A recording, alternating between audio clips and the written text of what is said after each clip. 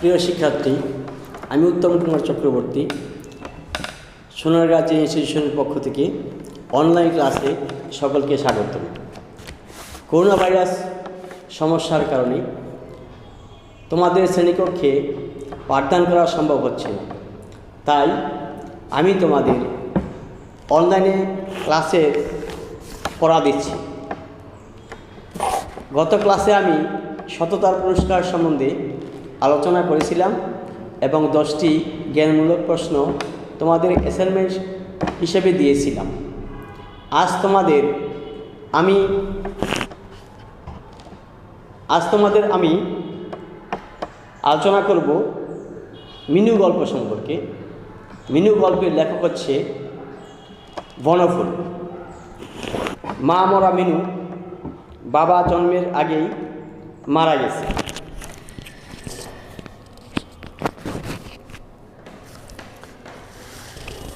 সে মানুষ হচ্ছে এক দুঃসম্পর্কের পিসিমার বাড়িতে, বয়স মাত্র 10, কিন্তু এই বয়সেই সব রকম কাজ করতে পারে। সে সব রকম কাজই করতে হয়।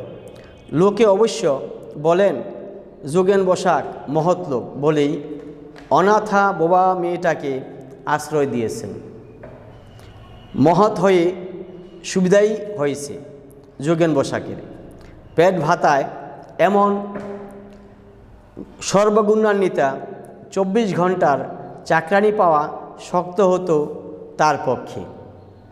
বোবা হওয়াতে আরও সুবিধা হয়েছে, নীরবে কাজ করে।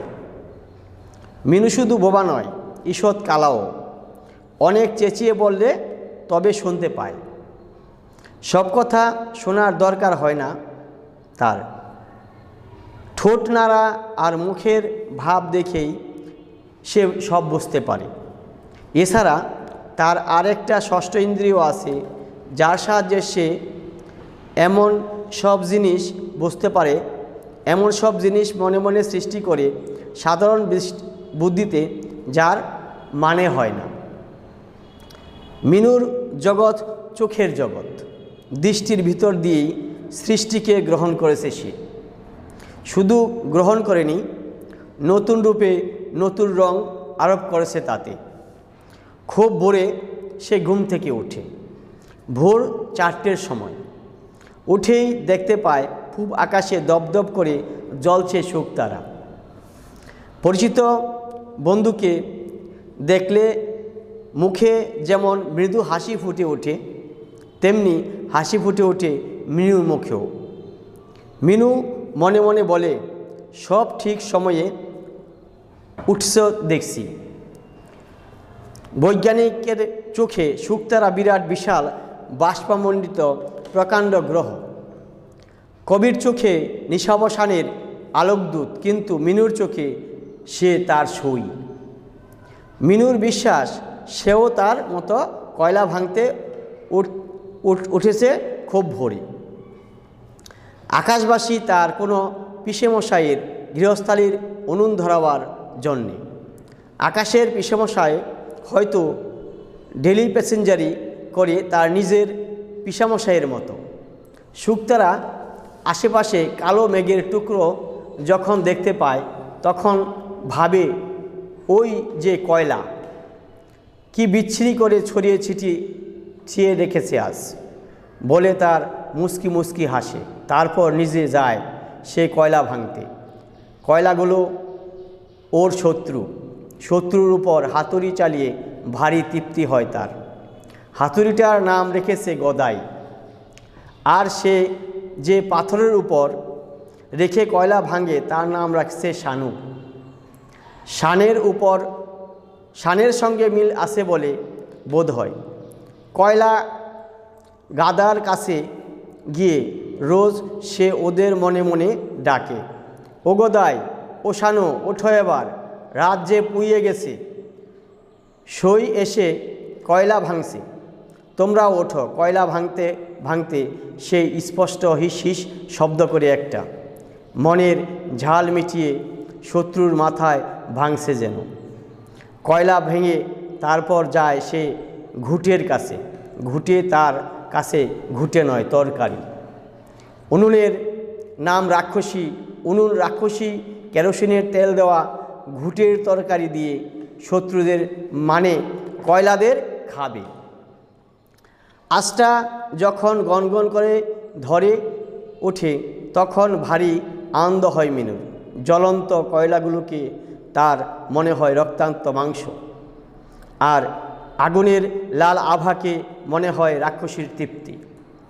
বিস্ফোরিত নয়নে সে চেয়ে থাকে, তারপর ছুটে যায় উঠোনে। আকাশের দিকে চেয়ে দেখে সেখানে উষার লাল আভা ফুটছে কিনা। উষার লাল আভা যেদিন ভালো করে ফুটে সেদিন সে ভাবে সইয়ের উনুনে চমৎকার আজ এসেছে।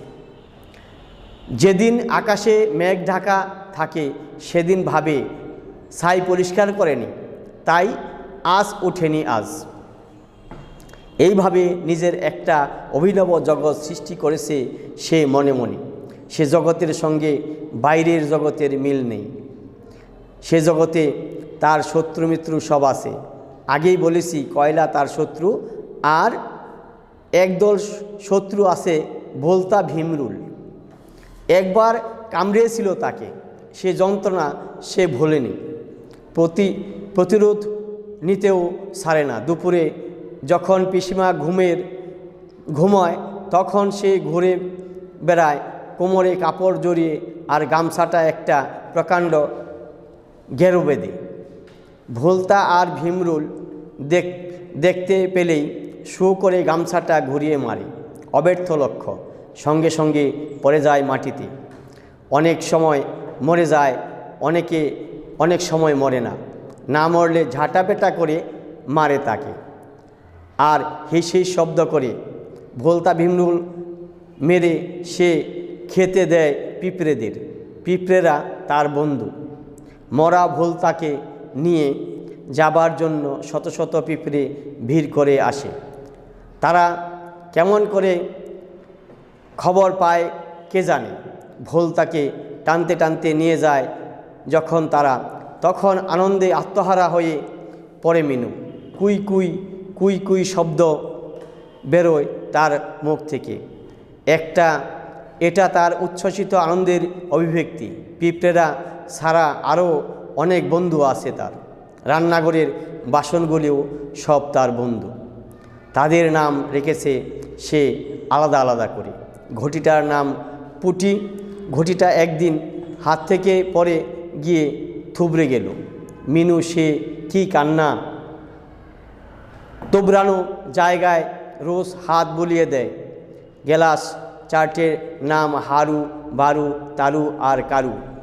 চারটে গেলাস একরকম, কিন্তু মিনুর চোখে তাদের পার্থক্য ধরা পড়ে।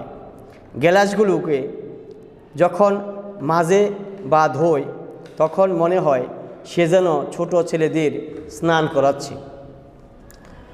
মিসশেপটা ওর শত্রু। এটার নাম দিয়েছে গপগপা। গপ করে সে সব জিনিস পেটে পুরে নেয়। মাঝে মাঝে একদৃষ্টে চেয়ে থাকে মিসশেপের চকচকে তালাটার দিকে, আর মনে মনে বলে, আহ, মর মুখ পোড়া সব জিনিস পেটে পুরে বসে আছে। মিনু আর একটা দৈনন্দিন কর্তব্য আছে। যখন অবসর পায় টুক করে চলে যায় ছাদে। ছাদ থেকে একটা বড় কাঁঠাল গাছ দেখা যায়। কাঁঠাল গাছের মাথার দিক থেকে একটা সরু শুকনো ডাল বেরিয়ে আসে। সেই ডালটার দিকে সাগ্রহে চেয়ে থাকে মিনু। মনে হয় তার সমস্ত অন্তর যেন তার দৃষ্টিপথ বেরিয়ে গিয়ে আশ্রয় করেছে ওই ঢালটাকে। এর কারণ হচ্ছে তার জন্মের পূর্বেই তার বাবার মৃত্যু হয়েছিল। বাবাকে সে দেখেনি। অনেক দিন আগে তার মাসিমা তার কানের কাছে চিৎকার করে একটা বিস্ময়কর খবর বলেছিল। তার বাবা নাকি বিদেশ গেছে, অনেক দূর বিদেশ। মিনু বড় হলে তার কাছে ফিরে আসবে, হয়তো তার কোলেই আসবে। মিনু বুঝতে পারেনি ব্যাপারটা ভালো করে। একটা জিনিস কেবল তার মনে গাঁথা হয়েছিল, বাবা ফিরে আসবে। কবে আসবে, মিনু কত বড় হলে আসবে, কথাটা মাঝে মাঝে ভাবত সে। এমন সময় একদিন একটা ঘটনা ঘটল। সেদিন সে ছাদে দাঁড়িয়েছিল, দেখতে পেল পাশের বাড়ির টুনুর বাবা এলো বিদেশ থেকে অনেক জিনিসপত্র নিয়ে।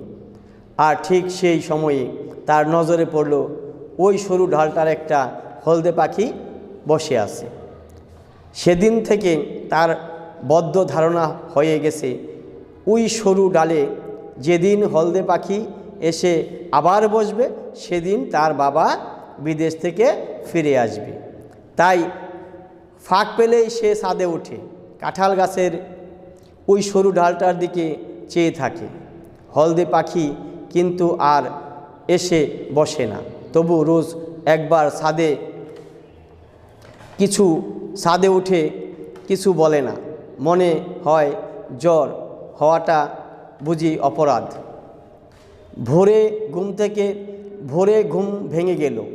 রোজ এমন কয়লা ভাঙতে যায়, সেদিনও তেমনি গেল। সেদিন চোখে পড়ল শুকতারাটা দপদপ করে জ্বলছে। মনে মনে বলল, সই এসেছিল, আমার শরীরটা আজ ভালো নেই সই, তুই ভালো আছিস তো?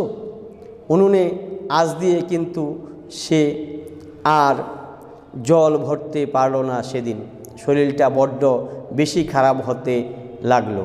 আস্তে আস্তে গিয়ে শুয়ে পড়ল নিজের বিছানায়। কেমন যেন ঘোর ঘোর মনে হতে লাগলো। নিজের ছোট্ট ঘরটিতে মিনু জ্বরের ঘোরে শুয়ে রইল খানিকক্ষণ।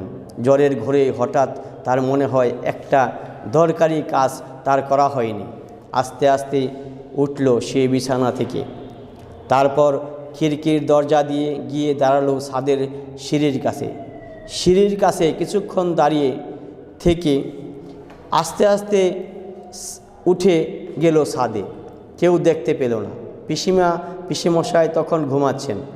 ছাদে উঠেই চোখে পড়ল লাল হয়ে গেছে পূর্বাকাশ। বাহ, চমৎকার, আজ উঠেছে তো সইয়ের। একটু হাসল সে। তারপর চাইল সে সরু ঢালটার দিকে। সর্বাঙ্গ রোমাঞ্চিত হয়ে উঠল তার। একটা হলদে পাখি এসে বসেছে, তাহলে তো বাবা নিশ্চয়ই এসেছে। আর এক মুহূর্ত সে ছাদে দাঁড়ালো না। যদিও পা টল ছিল, তবু সে প্রায় ছুটে বেরিয়ে এলো বাইরে। আমি মিনুর গল্পটি আজ তোমাদের পড়ে শোনালাম। আগামী ক্লাসে আগামীতে তোমাদের অ্যাসাইনমেন্ট হবে 11 তারিখ বৃহস্পতিবার। অধ্যাপকে কালাম, আবুল ও হাফিজ একই গ্রামে বাস করে। তাদের অবস্থা তেমন ভালো নয়। কোনো মতে দিন অতিবাহিত করে হাজী মকবুল সাহেব তার জাকাতের টাকা দিয়ে আবুলকে একটা রিক্সা, কালামকে একটা ভ্যান গাড়ি আর হাফিজকে একটা সেলাই মেশিন কিনে দিল। আর বলল, তোমরা পরিশ্রম করে খাও আর তোমাদের সাধ্যমতো গরিব মানুষের উপকার করো। কিছুদিন পর হাজী সাহেব তাদের পরীক্ষা করার জন্য এক ভিক্ষুককে পাঠালো তাদের কাছে সাহায্য চাইতে। আবুল আর কালাম কোনো সাহায্যই করল না, কিন্তু হাফিজ বিনে পয়সায় ভিক্ষুককে জামা সেলাই করে দিল। প্রথম প্রশ্ন, স্বর্গীয় দূত কতজন ইহুদিকে পরীক্ষা করেছিল? দ্বিতীয় প্রশ্ন, স্বর্গীয় দূত মানুষের ছদ্মবেশ ধারণ করেছিলেন কেন? তৃতীয় প্রশ্ন, কালাম ও আবুলের কাজের মাঝে সততার পুরস্কার গল্পের যে দিকটি প্রতিফলিত তা ব্যাখ্যা করো। চতুর্থ প্রশ্ন, হাফিজের কাজের মধ্যেই সততার পুরস্কার গল্পের মূল শিক্ষা নিহিত, বিশ্লেষণ করো। আমি এই অ্যাসাইনমেন্টটি দিয়ে আজকের মতো শ্রেণী কার্যক্রম শেষ করিলাম। তোমাদের ধন্যবাদ।